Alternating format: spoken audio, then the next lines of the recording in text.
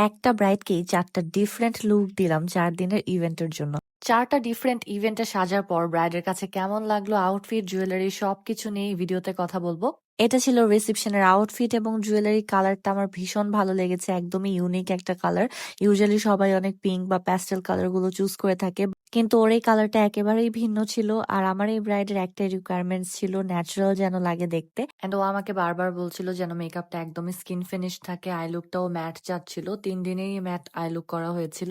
Also very less highlighter. শুধুমাত্র মেহেদির যে লুকটা ছিল ওর একটু পরে আমি দেখাবো। ওই লুকে আমি হালকা একটু শিমার অ্যাড করেছিলাম। এবং আমরা আগে থেকে প্রত্যেকটা লুক খুব সুন্দরভাবে প্ল্যান করে নিয়েছিলাম যে কিভাবে কোন লুকগুলা করলে একদম বেস্ট আউটপুটটা আসবে। সো সেটা আমরা আগেই ডিসকাস করে নিয়েছিলাম এবং এটা ছিল রিসেপশনের ফাইনাল লুকটা। ফ্লাওয়ার দিয়েছিলাম একপাশে। আর আই লুকটা ম্যাট পিঙ্কের দিকে করেছি, সাথে গ্লসি। দেখতে কিন্তু ভীষণ আই সুদিং এবং এলিগেন্ট লাগছিল।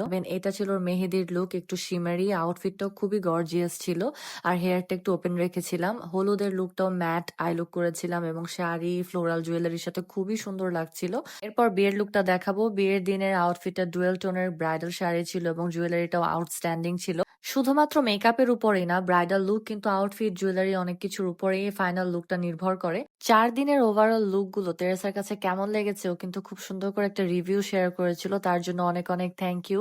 আর যারা সামনে বুকিং করতে চান অবশ্যই ইনবক্স করবেন। কোন লুকটা আপনাদের কাছে বেশি ভালো লেগেছে অবশ্যই কমেন্ট করে জানাবেন। বাই।